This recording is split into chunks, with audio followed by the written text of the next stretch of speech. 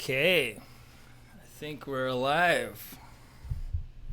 Wow, that was a crazy set by Bill. I'm speechless. So we're just gonna sit here for the next hour and meditate. Okay. Thanks to Further In, and thanks to Thorsten for getting this whole thing together and getting me involved. Today I want to give you a bit of a run through and keep with the theme of my live performance max patches. So we're going to take a look at those and dig into the back end of those, see what makes them tick, and take a look at some of the fun stuff, like some of the algorithmic stuff, some of the probability stuff, and have a bit of fun. So first off, there's a couple of things I should say. One of the things with Max is there's all sorts of settings, the default settings.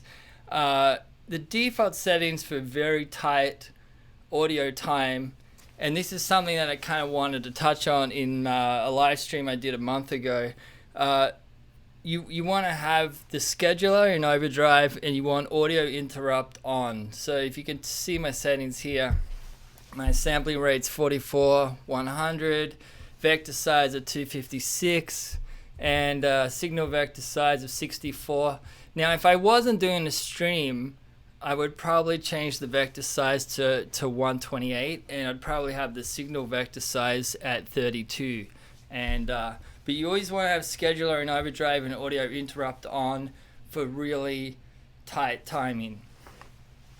So now that we've got that out of the way, well, actually no, let's add this bit. I want to show you this website. It's called Advanced Max Learning and Threading. It's an article by my friend Tim Place.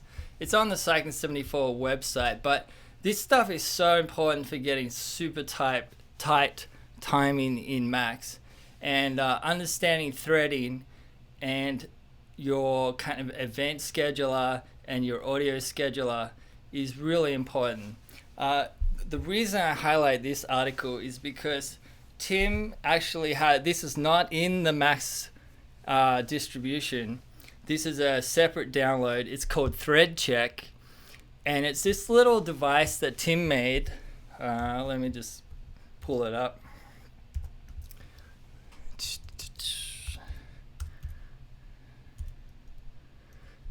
Actually, it's over here in Dispatcher.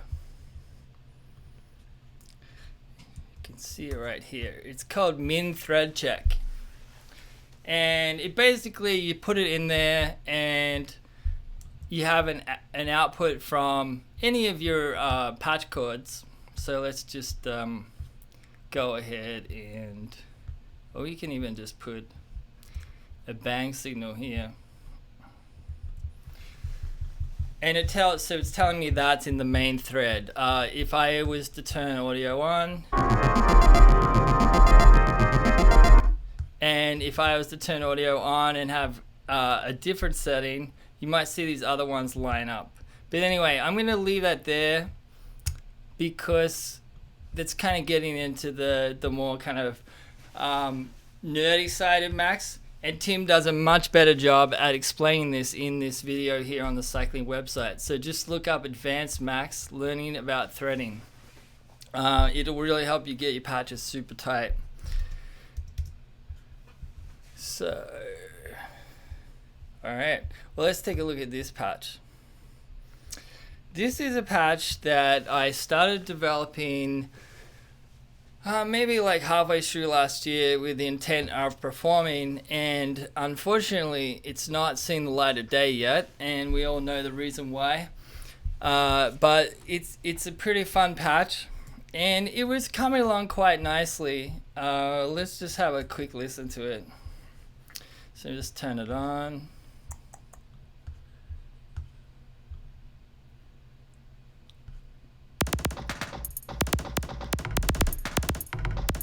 Now, sequencing wise, there's not a lot of interesting stuff going on here right now. It's just just over here, we've got this metro section, and it's just randomly playing back a sample. But where it gets interesting here is a few things. There's 24 possibilities, or 24 copies of the same sample that can play at any one time. So if we head over here to, let's turn that one off. Now this is something that's sometimes a little difficult to do in Max, is to have a kind of like rapid retriggering of a sample without the audio degrading or without it skipping or things like that. You have to put a bit of work into the programming. So got this kind of hi-hat going on here. But where it gets interesting is this kind of ability to go into audio rate. So you get into that classic Mark Fell style sound, multi-stability. And the other element of this patcher that makes it interesting is there's 24 copies of any one sample if you need it. And you can control, I believe it will be available to see later, you can control the direction that the sample is played back, each individually, and you can control the time stretching. So if I go back and just randomly play some of these, then I'm just going to pitch them, or the speed.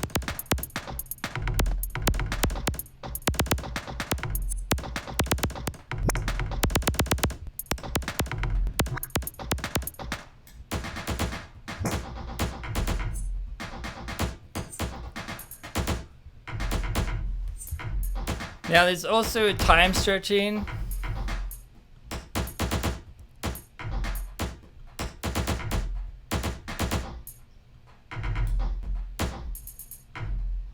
Now over here in this section here, I'm controlling the envelope for all samples at any one time.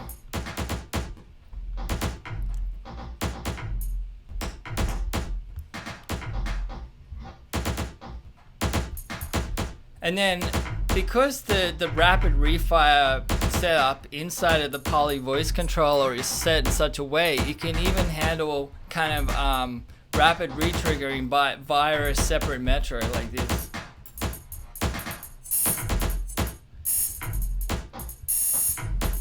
And it could just sit here all day. Max can handle it, won't crash, because it kind of set up this whole Poly voice section in a way that could handle it.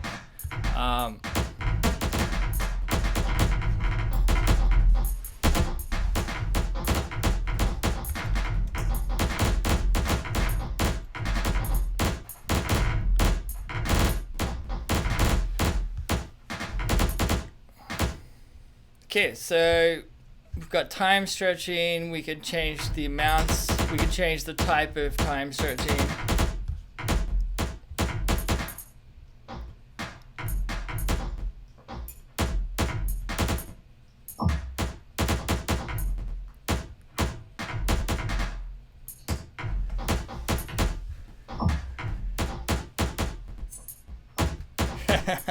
Yeah, commenting, I think my friend Gregory Taylor says commenting is like a love letter to yourself in the future.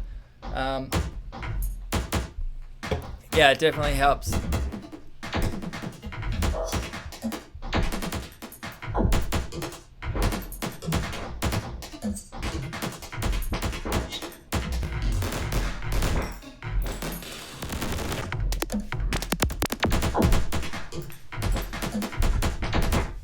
So let's dig into this. What makes this patch special is that we have the ability to bring in samples. This is the sample loader here. So here's my kits. Yeah, there's one there just with Richard Devine kicks in it, just for fun.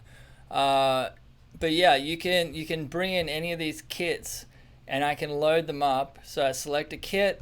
I load the folder, and you'll see this section down here that will change when I load it. Okay, so now these are being given an index of 1 to 5. And then over here, the Poly voice player basically just takes either 1 to 6 or 1 to 5. It sends in a note number, but that note number is just 1 through to 5. Down inside of Poly is where the kind of heavy lifting is really done in this whole patcher. So let's take a look at what's going on. So you'll know this envelope section from over here, this attack, decay, gain, release. I'm running it into an MC object just for simplicity's sake, just so I have less patch cables and the likes. But basically it's like my attack, decay, gain, and release are just audio signals that are giving me the values of those in milliseconds. That's running to the MC send, and that's coming into all copies of my voices within Poly.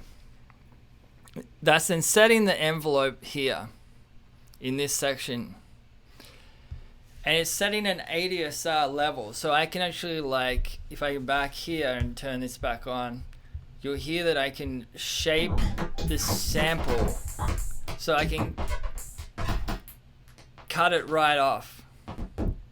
I can also add an attack to the sample.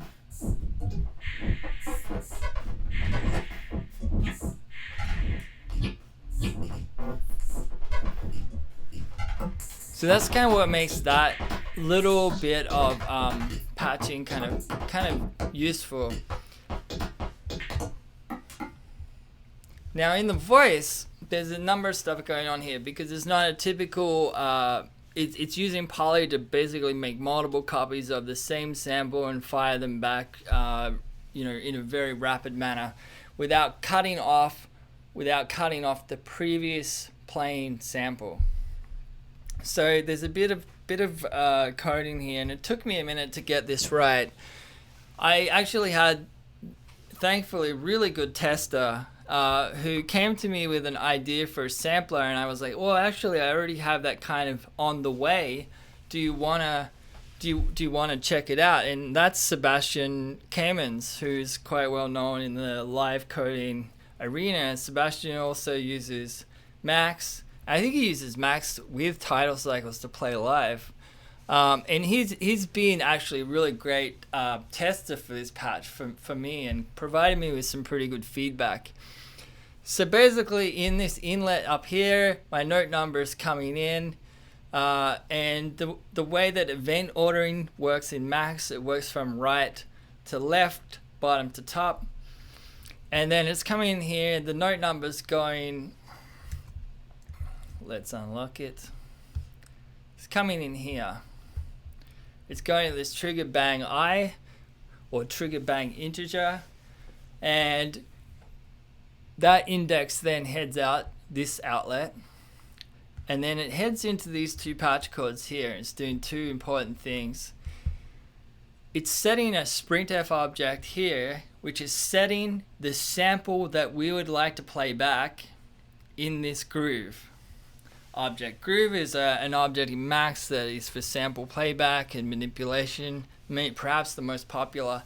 We're using it in this context because Groove has time stretching, which allows us to kind of take the samples and elongate and stretch them, or make them shorter and pitch them in strange ways. So the SpringOff is going to here. It's setting the sample we would like to play back in the groove here, and it's also going into this info, which is giving us the length of the sample. That's then going back up to here, and then depending on this second inlet, whether we're actually have the speed set in minus or in plus, it's then deciding what the final pitch for the groove will be, what the final signal driving the groove will be. It'll either be minus, which means the sample runs in reverse, or it runs in forward for a positive number. And this is kind of cool because it took me a minute to get this right. It took a bit of patching here and trial and error. And I'm quite happy with how it runs. There's not really too much I would change with this right now. But and then over here, the all-important voice handling. So we get a trigger when that note number comes into poly, which fires off our envelope, our ADSR. So we get a 1, fires off the ADSR, and that then tells the poly voice handler that this voice is no longer available. Then over here on the groove, we have a phaser outlet that is basically like a loop sync output, and depending on what the object here has been set, whether it's a 0 or a 1, as in it's either going in forward or reverse, depends on when we will get the edge detection. For when we'll get an edge detection whether the sample plays forward or in reverse, and when we get that edge detection, we'll get a bang, and that turns off or tells ADSR to move into the release phase. When the release phase finishes, poly voice handler will then say that this voice is available, you can play a sample here again.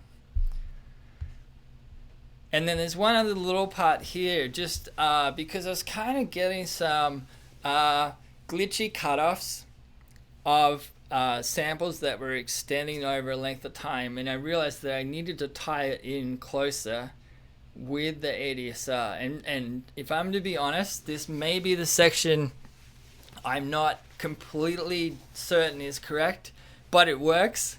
And well, if it works in Max and it works for you and you've belted the hell out of it and it still works, then it might be the right way. And basically what's going into here is it's stopping a glitch happening, but it's also doing something back here, because we actually got a gate, and depending on whether it's what indexed sample, whether it's playing, say the kick on 1, the snare on 2, the hat on 3, it sends out all the kicks out of 1 for the index, all the snares out of 2. And that allows us, once it comes out of the poly, to split it up like this and have the ability to mix that live. Because, typically what would happen in poly is all your voices would end up being summed, and then you have no control over, I want to pull the kick out, or the only way to pull it out is to remove the sample from your buffer. So let me just fire this up. I want to show the sequencer now, and this is kind of built, this is kind of the engine, and this demo here was more for just testing this section here. You might see this R num, so it's receiving, and these are numbers. So let's show the sequencer. So this actually is this sequencer is one that I've used live in the past. I don't remember, maybe like start of last year I built it or something. But let's just play it. It's cool because it ties in with the monome. So I built it so that I could have both a generative pattern maker, but also one that I could physically change on the fly. So I'm just going to fire it up, and if I show, you'll see it, and I can just like put in some. What's going on? Ha. Did my monome go to sleep? Let's see. I don't know.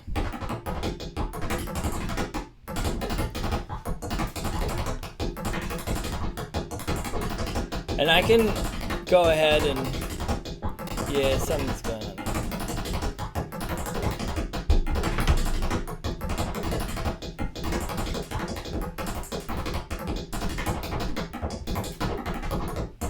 Yeah, it's kind of cool, and it's funny because there's something about, and this is a classic William Fields move, is to decouple the interface from the audio engine. So maybe, yeah, I was probably inspired by that. So that's the sequencer engine.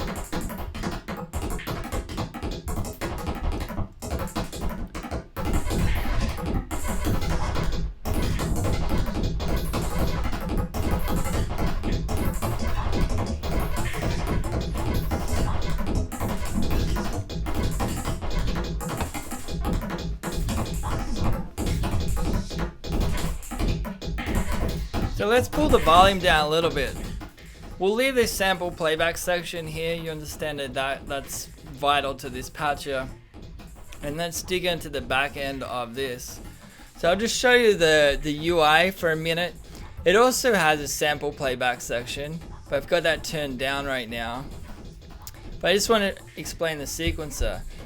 They're Euclidean based, and there's a few options here. You can set how many hits you want per bar. You can set the rhythm, offset, and rotation, and you can also specify the length of the bar. And then over here, let me see if I can zoom in a little more.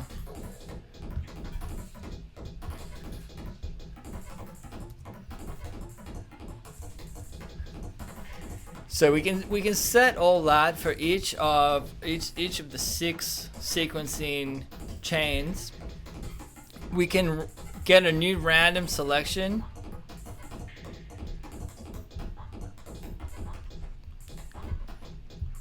And this is based on probability as well. And then over here, we have this section here. Now this probability section is two functions. One, it can be manually set. You can think of 1 here as 100%, and 0 would be 0. 0 would be no, you won't get any hits. So it's kind of like the retrig option on Electron, I guess, or something like that. But 100 means at each of these points you get a hit. Let's just clear this off for demonstration purposes.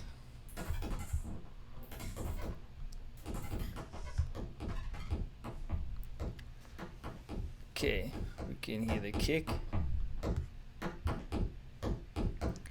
And now if I bring this down, it'll start skipping some of the steps.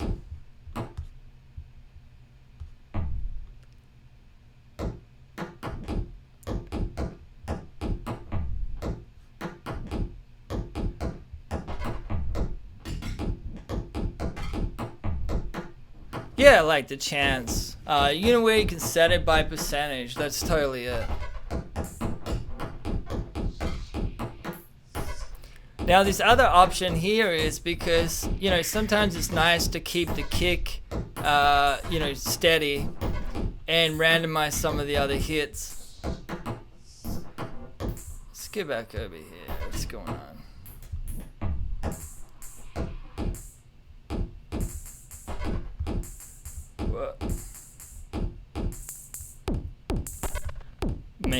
Make it a little easier to hear. Let's make this 1 and 1. Well, let's get some random values for these other. Now I love these toggles here. Basically it starts randomly selecting and morphing between different percentages. So I'll turn them all on except for the kick.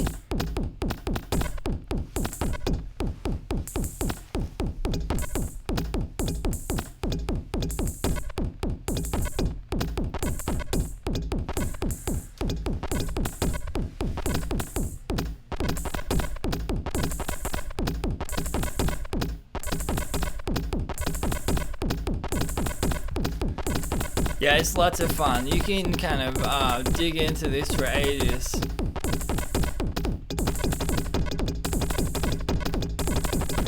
And it's also this next option where at the end of each bar I can have it select a whole new set of patterns.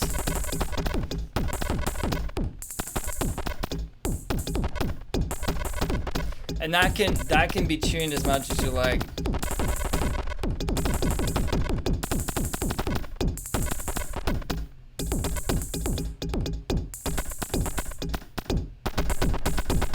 Alright, so let's just have a quick look at how and why that works.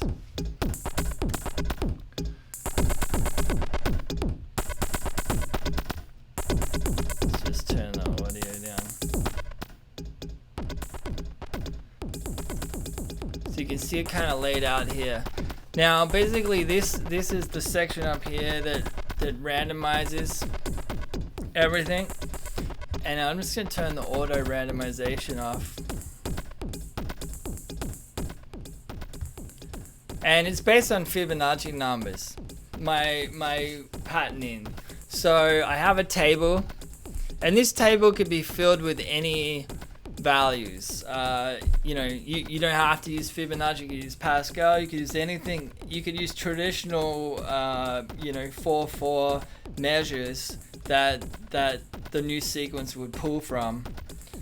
And basically, I'm sending in a random number up here, and it's selecting how many numbers of, or how many hits we want on each bar. Bar length is set to 16. We can increase that to as much as we like, and we can offset it as well. And that's basically it. It's super simple. Rather than using you know, an expert or something to generate the Fibonacci numbers, which is totally possible, and would be another way to do it, I just drew them into a table and actually just duplicated the table. The Euclidean section looks like this. Let's pull that up nice and big. Let's pull that up nice and big so everyone can have a look. This is there's of course a number of ways to create Euclidean sequences. I wanted to kind of set out to do it without just going ahead and using an expression or something. I wanted to lay it out in a more traditional max patching way. So if you remember,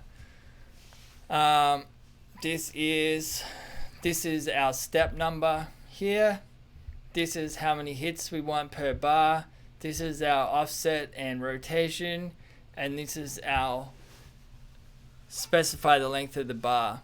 And then basically, you know, it's coming in here, and depending on whether it's high or low, it's passing through a select object here out for a trigger. And then on the right side here, this is where, depending on what these settings are here, we're creating a list using these objects.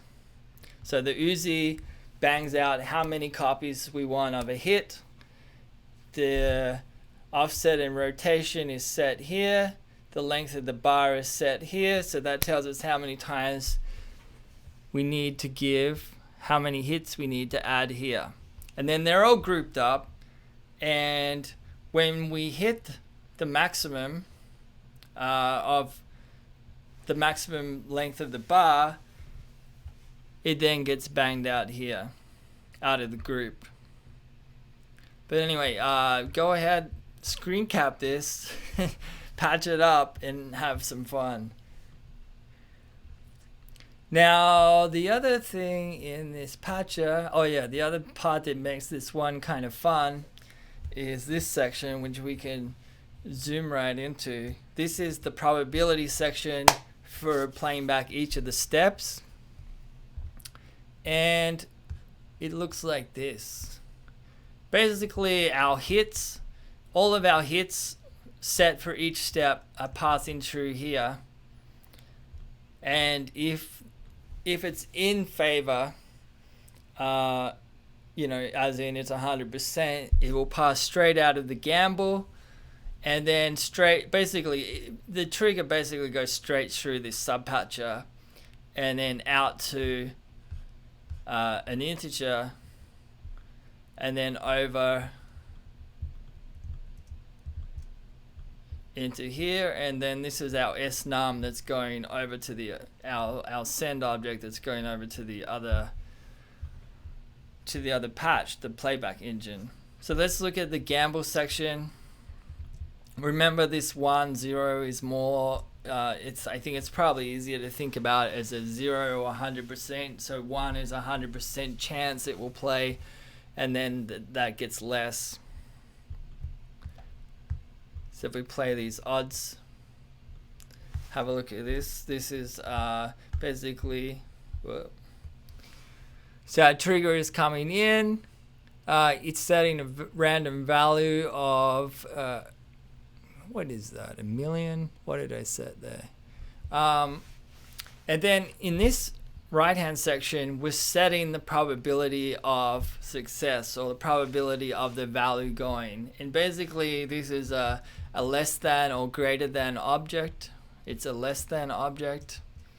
And if the random value here is less than this value, then we're going to get a bang, or a positive number. If it's not, it's going to be 0. So the way that this section here works, so that, remember, this is 2 parts. This is actually just handling the percentage. This is the gamble subpatcher. And this is actually, I should say, this is a piece inspired by Chris Dobrian. If you're interested in, Chris Dobrian has a great website called, or a blog that he kept when he was doing his PhD years ago, called, I think it's Algorithmic Composition. And it's a really great spot for inspiration and little tidbits of great max patching. And this is inspired by Chris. So that's the gamble section. We set the percentage here, and then here is basically where we're counting between randomly generated values. And the main thing that's doing that is this piece of patching right here, which is kind of a lot to create a randomly generated number. But what it does, and the reason there is so much code here, yeah, that's the one. Thanks, Cyborg. And the reason there's so many objects in this section is because what I want it to do is, I don't want it to select, have a line draw to a random value and then select the next line to draw to and just cut to that next one. So what it actually does is it kind of remembers its last position where it finished, and then it randomly morphs to the next one, or morphs to the next randomly generated number. So let's turn it on. And you'll notice that it never kind of cuts abruptly to a new number. And that will, it creates a new number every 10 seconds.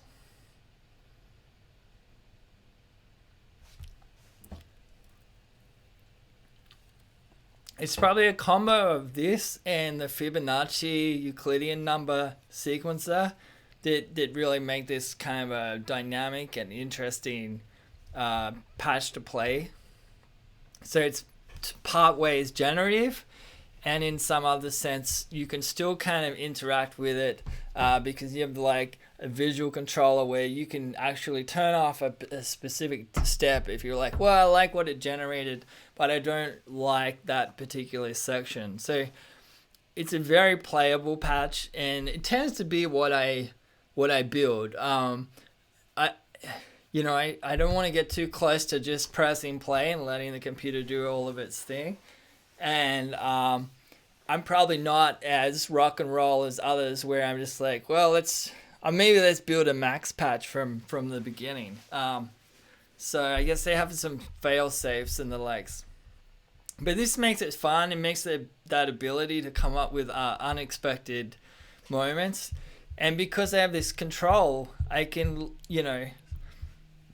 stop it and go back to a certain value that I thought sounded good, and kind of just move and evolve from there.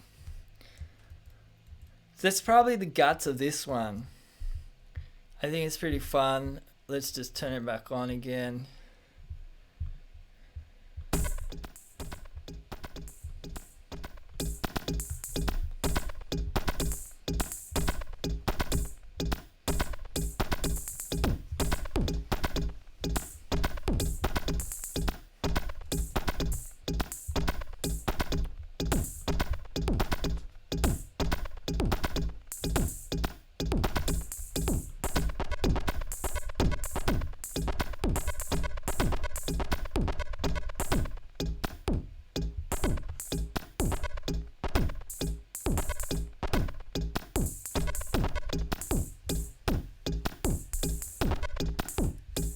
Yeah, that side is great. Chris is like old school Max guy, and he really drops some really good nuggets of algorithmic approaches with MaxMSP.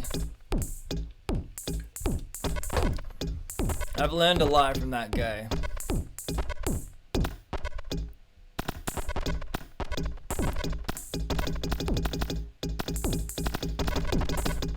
Alright. So, let's have a look at another patch. Got another 20 minutes. See how far we can go. Let's have a look at this one. Let's play this part first. Now, this is a patch I made to play at the start of last year down in Melbourne, Australia. My home country. And this is I can't, I wouldn't normally give someone a patch like this, and nor would I normally do a presentation like this, but I wanted to show this patch for a particular reason. It was an idea inspired by Mark Fell and finding an essay of Mark's, and this was before the Algorithmic Art Assembly last year, where I finally actually got to meet Mark. But Mark's, I've long been a fan of Mark's, and there's this fantastic essay of his that's been floating around online. It's available online. It's called Works in Sound Pattern Synthesis, and it's Mark's thesis for his degree of Doctor of Philosophy from the University of Surrey. And in it is some really inspiring stuff. I believe that this is the same essay that is in the Oxford Handbook of Algorithmic Music. This might be the longer version that's online, but if you just look up Mark Fell thesis on Google, I think it's literally the first. It's literally the first thing that pops up, and there is this section where he talks even specifically about some of his approaches in Max to creating a couple of his albums. He doesn't give away the Max patches. He doesn't give away insights how he actually built them, but it was inspiring, and I thought, let's see what I can make when inspired by this, because I'm kind of that kid who would take the radio apart because I was more interested in how it worked than what came out of it. And so that's kind of where I got to with this patcher. And the reason it's kind of so crazy looking here is this was the version that I played down in Melbourne, and it looks pretty crazy. You wouldn't want to look at this when you're playing live. And the reality is that I don't look at that. I use Mirror.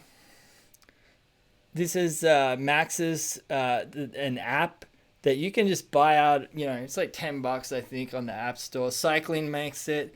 I love it because you build the UI, and you don't have to build anything on the app. You just open it up, and so you'll see that I've got 2 tabs with 2 views that allow me to just manually change different things. And it's literally like you're just there, and you kind of like, I guess you look like one of those guys at a live show that has the iPad and he's mixing, except you're on stage. Um, but I have other stuff to do, like make the visuals. But yeah, I mean this is actually the patch that I played down in Melbourne for part of the set. So I'm gonna close this one, and let's hear a slightly more newer version, and you can tell me if it sounds a bit like Mark or not. I think I got somewhere in the ballpark, but also wanting to make it my own. Mark generously shared those insights into his Max patch, and I feel like he would certainly have no qualms with people being inspired by it.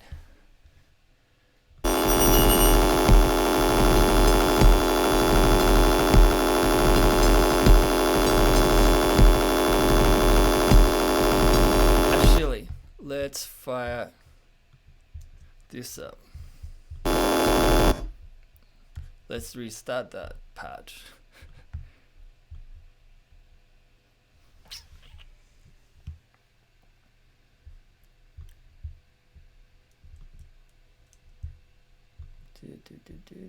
Do.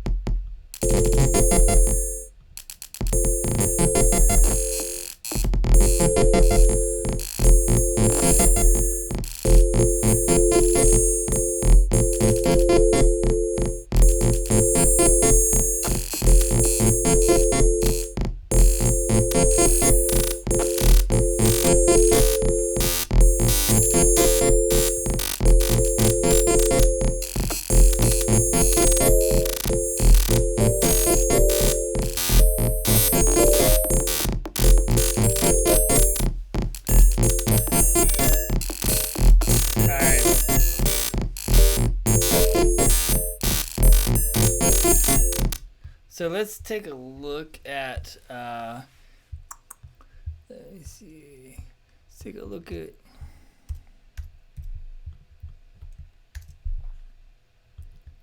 at, what makes this tick.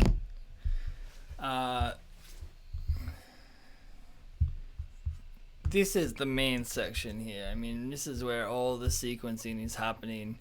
And you've got two things going on here. You've got And I should say, I never even asked Mark about this, and I had the opportunity to, but I wanted to go about it in what I thought was his kickoff of inspiration and do it in my own way. I've never even seen a Mark Fell patch, I have to be honest. So this section here sets the length of the step. And then this section here sets how many triggers, how many hits we get on each of those steps. So if I get down here somewhere low, let's do this. Each of these steps, you can maybe see a little bit of green here. Let's set it to 5. Say that this is, 5 milliseconds per step. And if I set this to 1, we'll just get 1 hit for each of those steps.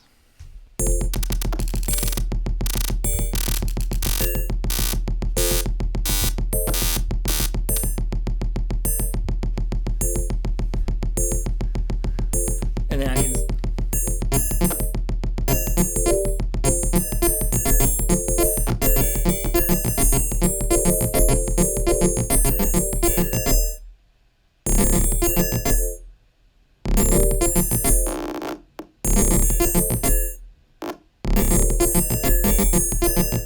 So you get the idea. It's kind of like a, set how long each step's going to stay there, and then set how many triggers we want. And it took a little minute to work this out for it to be kind of like to reliably happen. And that was all about event ordering and the likes. And that's in this section here, seek and trigger system. This is what the live patch system looks like. So zoom in here a little bit. It basically, in this patch code number 1, we get our time, and then in this one, we get how many triggers. This body object's super awesome. It allows you to synchronize incoming messages. So perhaps messages are coming in at different times, but you want them to be synchronized downstream. It allows you to synchronize them up, unpacking them into a list.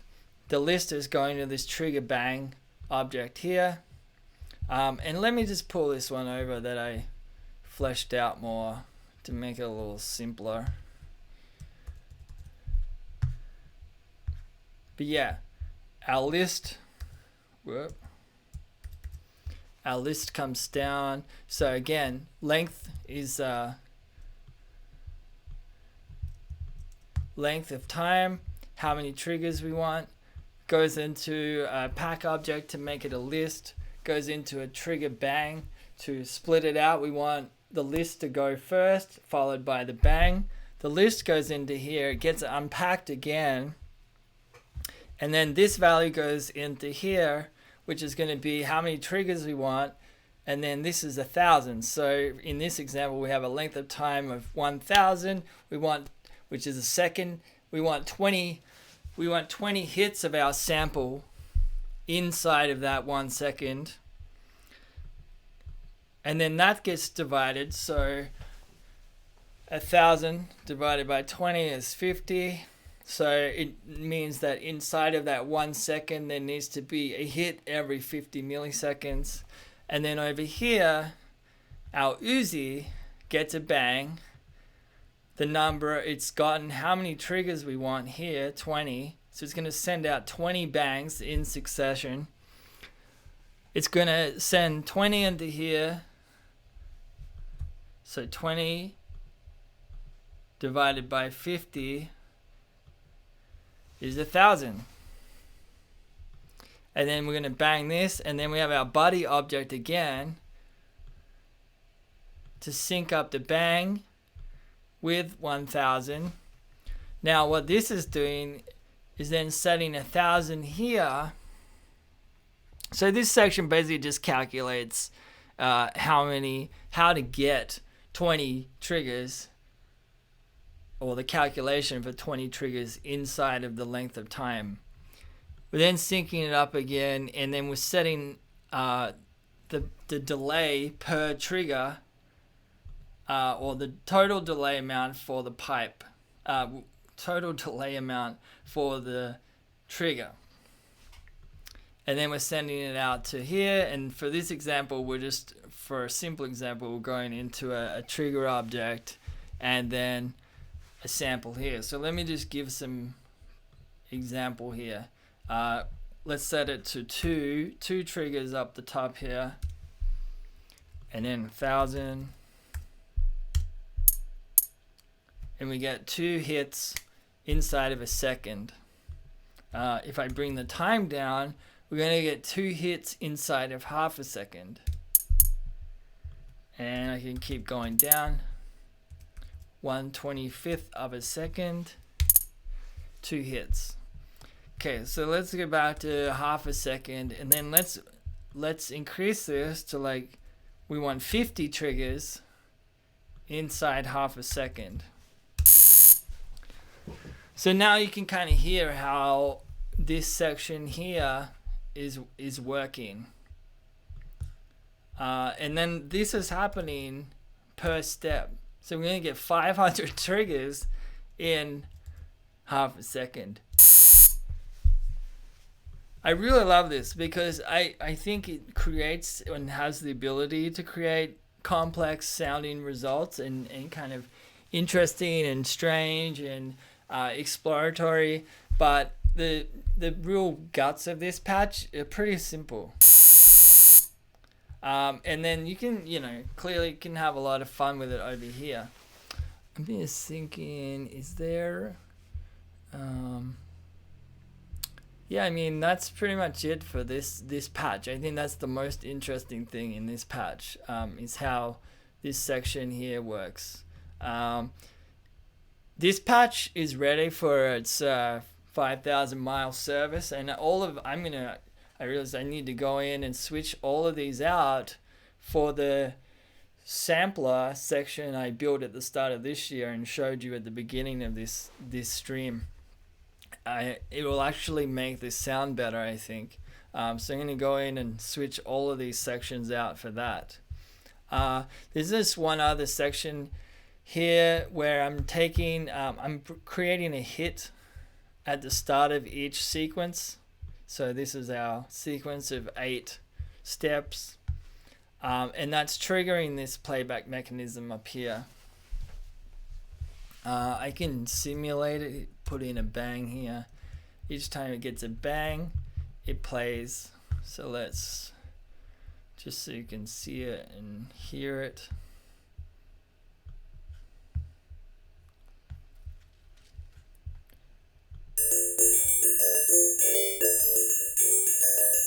Now this is using the live.step object, which it's interesting because I feel like I see a lot of Max users overlook it, perhaps because it has that Ableton Live look, but it's incredibly powerful. The reason it's powerful is because it has a whole lot of messages that you can send to it to do all sorts of stuff. And I mean, it's your only piano roll inside of Max. Well, grid-based piano roll, unless you build it yourself. But I love all of these settings, and it makes it really great for live performance because you can go backwards and forwards. All of the trickies, rotate and random. And then also it has these, and these are classic settings that you see in the old Max for Live buffer shuffler.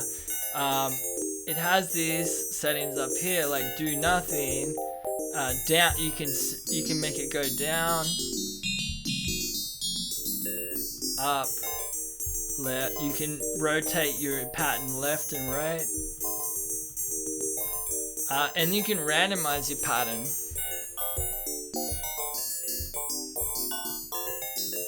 Super atonal.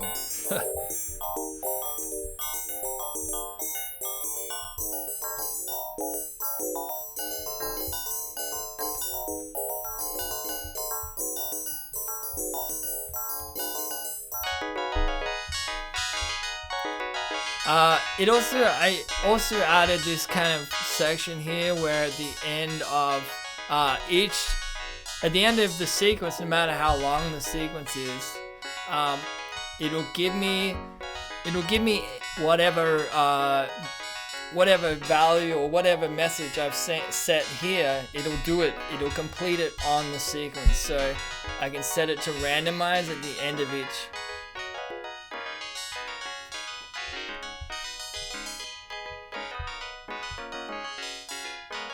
And scramble. Scramble's cool because it's kind of like random, but it'll scramble between the notes or the notes that you have already set.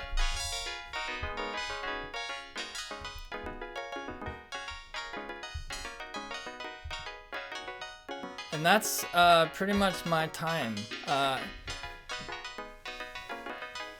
So keep an eye out. The rest of next week I'll pull bits and pieces out of some of these patches and make little examples and put them up on Twitter and whatever for people to dig into.